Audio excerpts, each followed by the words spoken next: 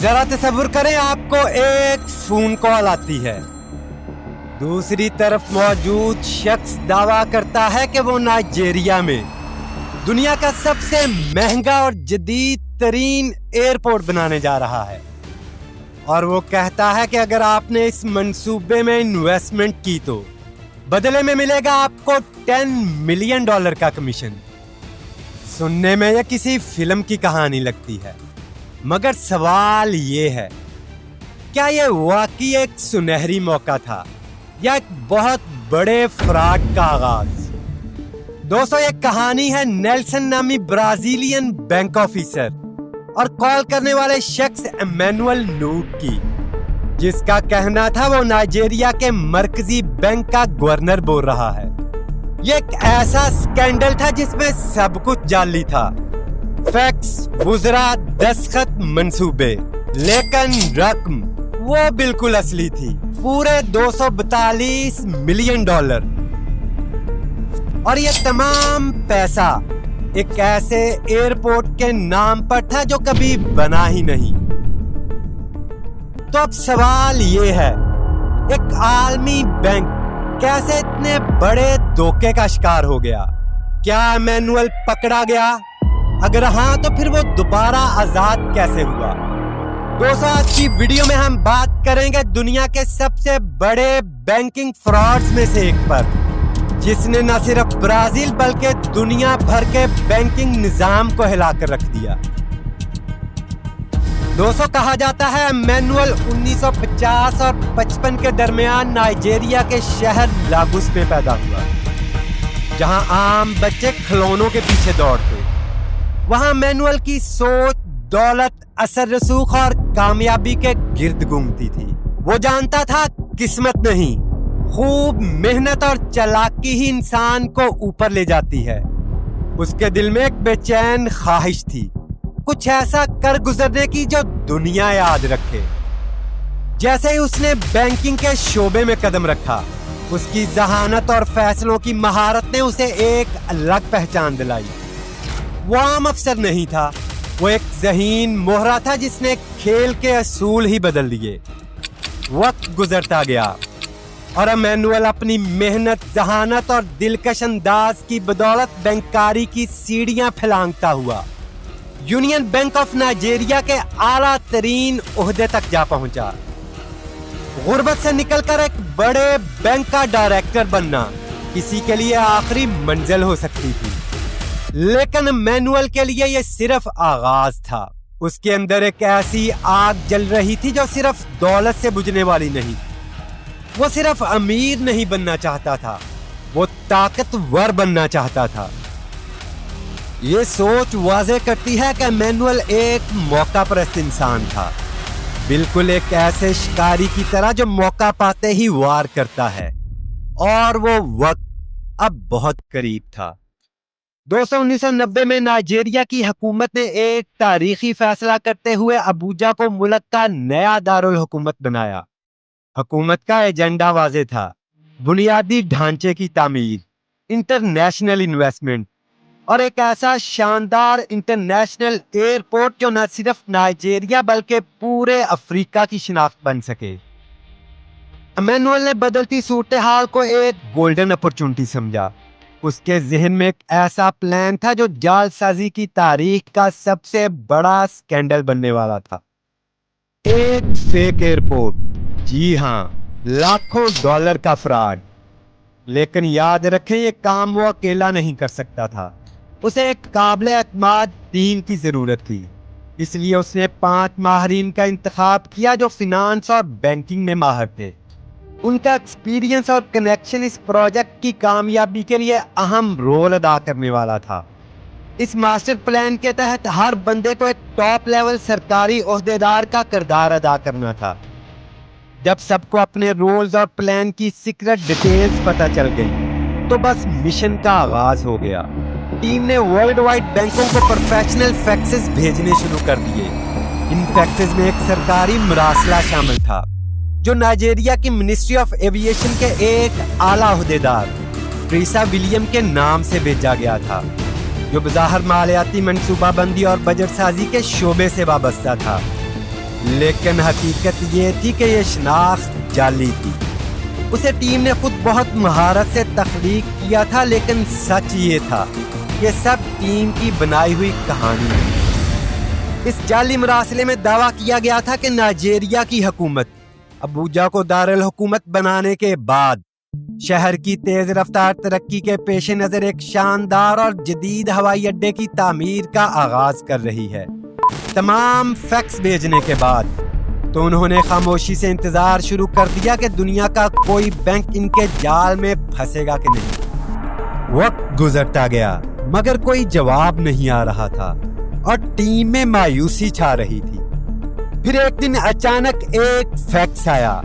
یہ پیغام برازیل کے ایک بڑے بینکو نوریسٹے سے آیا تھا اور بھیجنے والے کا نام تھا نیلسن ساگوچی. نیلسن نے نہ صرف اس منصوبے میں گہری دلچسپی ظاہر کی بلکہ یہ بھی بتایا کہ ان کا بینک عرصہ دراز سے ایسے سرمایہ کاری کے مواقع کی تلاش میں ہے. فیکس پڑھتے ہی ایمینول کی آنکھوں میں ایک چمک ابھری اور لبوں پر ایک فاتحانہ مسکراہٹ پھیل گئی، گویا وہ جانتا ہو کہ پہلا شکار ہاتھ آ چکا ہے. ایمینول نے فوری طور پر نیلسن سے رابطہ کیا، لیکن وہ جانتا تھا کہ اپنے اصلی نام سے وہ اعتبار حاصل نہیں کر سکتا. اس لیے اس نے نائجیریا کے مرکزی بینک کے گورنر پاؤل اگویما بن کر کال کی. دوستو، یہ 1995 کی بات ہے. گوگل امیجز، لنکڈ ان پروفائل یا ویریفیکیشن سسٹم جیسی چیزیں موجود نہیں تھی. گورنر کا نام مشہور تھا، چہرہ نہیں. ایمینول نے اسی کمی کو اپنی طاقت بنا لیا. اب وہ ایک عام آدمی نہیں بلکہ نائجیریا کے مرکزی بینک کا گورنر بن چکا تھا، کم از کم نیلسن کی نظروں میں.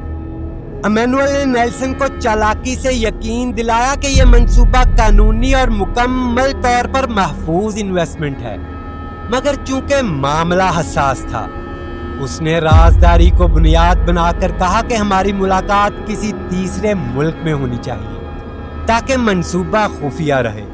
نیلسن نے لندن کی تجویز دی اور ایمینول نے فوراً حامی بھر لی. لندن کی ملاقات کے لیے تیاریاں پورے زور و شور سے شروع ہو گئیں. ٹیم نے خود کو سرکاری نمائندوں کے روپ میں ڈھالنے کے لیے ہر ممکن تفصیل کا خیال رکھا. ایمینول گورنر بن گیا. دوسرے ارکان نے ڈپٹی گورنر، ڈائریکٹر ایوییشن اور دیگر اعلیٰ عہدیداروں کی شناخت اختیار کی. ان کے پاس ایک فیک ایئرپورٹ کا شاندار ڈیزائن، ایک راک سالڈ بزنس پلان اور ایسے فیک سرکاری ڈاکومنٹس جو دیکھنے والوں کو مکمل یقین دلا سکیں کہ ہر چیز اصلی معلوم ہو. جب تمام تیاریاں مکمل ہو گئیں تو ٹیم لندن روانہ ہونے کے لیے تیار تھی. فراڈ کو کامیاب بنانے کے لیے ایمینول جانتا تھا کہ نیلسن کو صرف قائل نہیں بلکہ متاثر کرنا ہوگا. نیلسن کے استقبال کے لیے ایک شاندار لیموزین ایئرپورٹ پر بھیجی گئی، جیسے کسی خاص مہمان کو خوش آمدید کہا جاتا ہے، اور گورنر سینٹرل بینک کی جانب سے لندن کے ایک 5 اسٹار ہوٹل میں ایک عالی شان سویٹ بک تھا. جیسے ہی ملاقات شروع ہوئی ہر رکن نے نہایت پروفیشنل انداز میں اپنا تعارف کروایا. کوئی ڈپٹی گورنر، کوئی ایوییشن ڈائریکٹر، لباس، لہجہ اور انداز ایسا جیسے واقعی سرکاری اہلکار ہوں. سب نے اپنے کردار ایسے نبھائے جیسے وہ برسوں سے اسی عہدے پر فائز ہوں. نیلسن کو ذرا بھی شک نہ ہوا، وہ مکمل طور پر ان کے جال میں پھنس چکا تھا. ایمینول نے بات کو آگے بڑھایا. اس نے نیلسن کو یاد دلایا کہ یہ منصوبہ انتہائی حساس ہے جسے مکمل رازداری میں رکھنا لازمی ہے اور کنسٹرکشن شروع ہونے میں ابھی کئی سال لگ سکتے ہیں. نیلسن مطمئن تھا. اس نے وعدہ کیا کہ جب بھی وقت آئے گا اس کا بینک رقوم کی منتقلی کے لیے تیار ہوگا. مگر یہیں ایمینول نے اپنا اصل پتہ کھیلا. اس نے نرمی مگر وزندار لہجے میں سمجھایا کہ منصوبے کے آغاز سے پہلے ہی ابتدائی اخراجات ضروری ہیں، جیسا کہ کمپنیوں کو ہائر کرنا، ساز و سامان کا بندوبست اور باقی تیاریوں کے لیے ایک بڑی رقم فوری چاہیے ہوگی. اور اگر پیسے ٹرانسفر نہ ہوئے تو موقع ہاتھ سے نکل سکتا ہے۔ جیسے ہی ایمینول نے فوری فنڈز کی بات کی تو نیلسن کچھ لمحوں کے لیے رکا اور اس کے چہرے پر ہلکی سی ہچکچاہٹ نظر آئی۔ ایمینول نے فوراً اس کے دل کی بات سمجھ لی۔ ایمینول جانتا تھا کہ نیلسن جیسے تجربہ کار بینکار کو کنونس کرنا آسان کام نہیں، لیکن وہ یہ بھی جانتا تھا کہ لالچ دے کر، کسی چیز کے کھو جانے کا خوف جگا کر کسی کو بھی کنونس کیا جا سکتا ہے۔ تو اس نے وہی کیا۔ نرم لہجے میں مسکراتے ہوئے کہا، اگر آپ کو تسلی نہیں تو بے فکر رہیں، ہمارے پاس کئی اور انویسٹر بھی موجود ہیں۔ یہ جملہ نیلسن پر تیر بن کر لگا۔ اس کے دل میں فوراً یہ خوف جاگا کہ کہیں وہ کسی بڑے اور منافع بخش موقع سے محروم نہ رہ جائے، لیکن اس نے پھر کہا کہ اس کا بورڈ اجازت نہیں دے گا۔ تو ایمینول نے چلاکی سے اسے کہا کہ اگر وہ یہ رکاوٹ خود دور کر لے تو اسے $10 ملین کا کمیشن دیا جائے گا۔ یہ لالچ فیصلہ کن ثابت ہوا اور نیلسن نے معاہدے پر دستخط کر دیے۔ یوں $242 ملین کی انویسٹمنٹ پر اتفاق ہوا، جو آج کے حساب سے تقریباً $413 ملین بنتے ہیں۔ دوستو، اب نیلسن مکمل طور پر جال میں پھنس چکا تھا۔ 1995 سے 1998 کے دوران 3 سال تک وہ مسلسل پیسے بھیجتا رہا۔ ایمینول اور اس کی ٹیم نے اس رقم کو دنیا کے 17 ملکوں میں ٹرانسفر کر دیا اور حیرت انگیز طور پر نائجیریا کے کسی بھی ریگولیٹری ادارے کو شک تک نہ ہوا۔ انہوں نے اس پیسے کو فضول کاموں میں ضائع کرنے کی بجائے نائجیریا سمیت دنیا بھر میں پراپرٹیز بنائیں اور مشہور کمپنیوں کے شیئرز پرچیز کیے، اور نیلسن کو یہ لوگ جعلی ڈاکومنٹس، کانٹریکٹس اور تصاویر بھیجتے رہے جن سے لگے کہ ایئرپورٹ کی کنسٹرکشن کا کام جاری ہے۔ لیکن سچ کی ایک خاص بات ہوتی ہے، چاہے جتنا بھی چھپایا جائے ایک دن وہ سامنے آ ہی جاتا ہے، اور اب وہ وقت قریب تھا۔ کہاں گئے $242 ملین؟ یہ سوال جمی لوپیز کو اندر ہی اندر کھا رہا تھا۔ دراصل ہوا یوں کہ 1998 میں اسپین کے ایک بینک نے اس برازیلین بینک کو خریدنا چاہا، تو بینک ڈائریکٹر سمجھ ہی نہیں پا رہا تھا کہ اتنی بڑی رقم کیسے غائب ہو گئی۔ ہر اشارہ نیلسن کی طرف جا رہا تھا، اور پھر وہ سچ سننے کو ملا جس نے سب کو ہلا دیا۔